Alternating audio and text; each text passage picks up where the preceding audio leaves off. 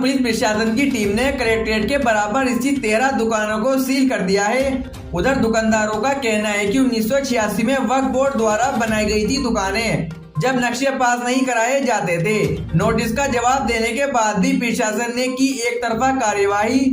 दरअसल आपको बता दें कि बिजनौर में कलेक्ट्रेट के बराबर स्थित कचहरी वाली मस्जिद की 13 दुकानों को बिजनौर पुलिस प्रशासन की टीम ने सील कर दिया है। उनका कहना है कि बिना नक्शे के पास कराए दुकानें बनाए जाने के चलते प्रशासन ने दुकानों को सील कर दिया है। दुकानों के बाहर भारी संख्या में पुलिस बल तैनात कर दिया है। दुकानों को सील होने से दुकानदार स्वामियों में हड़कंप मच गया। दुकानदारों का कहना है कि 1986 में वक्फ बोर्ड द्वारा बनाई गई थी दुकानें, तब नक्शे पास नहीं कराए जाते थे। नोटिस का जवाब देने के बाद भी प्रशासन ने की एक तरफा कार्यवाही।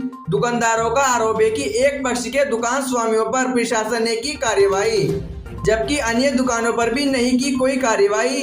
बिजनौर कलेक्ट्रेट के बराबर स्थित कचहरी वाली मस्जिद की दुकानों का है पूरा मामला। जनपद बिजनौर की सभी ताज़ा खबरों के लिए चैनल को सब्सक्राइब करें और हमारी वीडियो को ज्यादा से ज्यादा शेयर करें। बिजनौर से हमारे संवाददाता मोहम्मद शाहदान की खास रिपोर्ट। नाम जैनुद्दीन चौधरी जी। आज आपकी दुकानें सील हुई हैं। हाँ जी। ये किस वजह से हुई हैं और क्या इससे पहले कोई नोटिस दिया गया था? इससे पहले इन्होंने जो मस्जिद की पल्ली तरफ 11 दुकानें थी, जो मस्जिद के पल्ली साइड में थी, इन्होंने नोटिस दिया था एसडीएम साहब ने कि इनका नक्शा दिखाओ।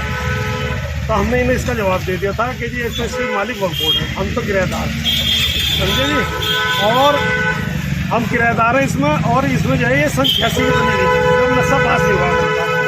दूसरा हमने इसमें ये कहा कि सन 95 में एक जियो आया था, उस जियो में ये लिखा हुआ है कि वक्फ बोर्ड, जब जियो पास हुआ था कि वक्फ बोर्ड स्वतंत्र है अपनी ज़मीन पर अपना, अगर किसी को आपत्ति नहीं है तो, यानी किसी दूसरे की ज़मीन पर नहीं, अपनी ज़मीन पर अगर वो कुछ अपना निर्माण या थोड़ा बहुत काम करना चाहता है तो कर सकता था।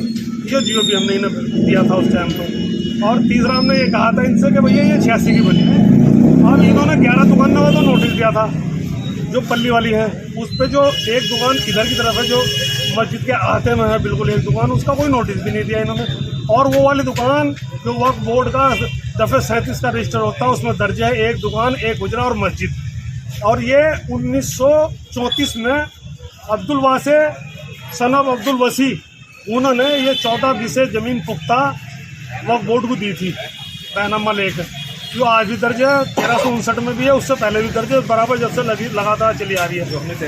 1934 में ये वक्फ करी थी उन्होंने ये ज़मीन, जिसका हमने पूरे कागजात माननीय हमने तहसीलदार महोदय को भी दे दिया और एसडीएम सर को भी हमने दे दिया था। संजय साहब, ये 11 दुकानों का इन्होंने नक्शा पास का नोटिस दिया था, और एक दुकान वो जो पल्ली वाली मस्जिद के आते में है, जो मस्जिद के गेट से पल्ली तरह, उसे बिना वजह खामखाई से। आज जो दुकानें सील की गई हैं, क्यों सील की हैं, क्या कहना है प्रशासन का? प्रशासन का कहना यह है कि भाई इनका जो है नक्शा पास नहीं कराया था तुमने, जबकि ये बनी हुई है, और इनका नक्शा दिखाओ। हमने जवाब ये देते ये सन 86 की बनी हुई दुकानें हैं, ये इनका नक्शा पास कहाँ से होता? उस टाइम पर तो किसी का भी नक्शा पास नहीं था, कहीं भी नक्शा पास नहीं हुआ करता। अब अगली रणनीति क्या है आपकी? क्या अधिकारियों से मिलेंगे? क्या अधिकारियों से मिलकर अपनी यही रिक्वेस्ट करेंगे कि हमारी क्या गलती है? 1986 की दुकानें बनी हुई है, सारा शहर 1986 में बसा हुआ था, जब किसी ने भी नक्शे ना पास। अच्छा, पहले जब नोटिस जारी किया गया था वो समाजवादी पार्टी जो कार्यालय है वहाँ तक की दुकानों का था, तो क्या वहीं तक का सील हुआ है कि सिर्फ मस्जिद की दुकानें सील हुई है? जो नोटिस तहसीलदार महोदय द्वारा दिया गया था, उसमें समाजवादी पार्टी कार्यालय और जो आगे तक जो दुकान है गंगा होटल तक सबका दिया गया था। वो दिया गया था स्वामित्व के ऊपर कि भाई आप इसके मालिक कहाँ से हैं।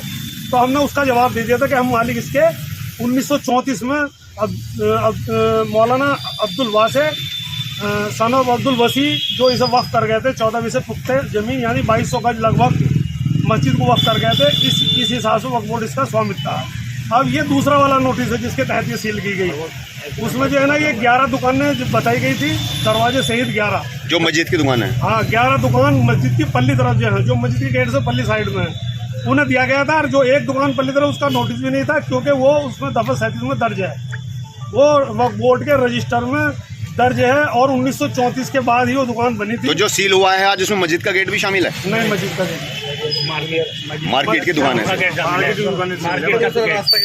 और आगे की कोई दुकान नहीं, सील नहीं हुई। एसडीएम साहब, ये कलेक्ट्रेट के बराबर में दुकानों का सील लगाई गई है, क्या मामला है?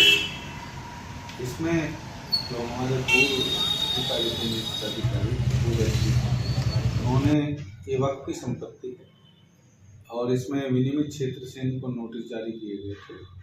इसकी जांच की गई तो इनसे पूछा गया था कि भाई आपके ने इसका मानचित्र प्रस्तुत करें दुकान का, अगर स्वीकार किया है।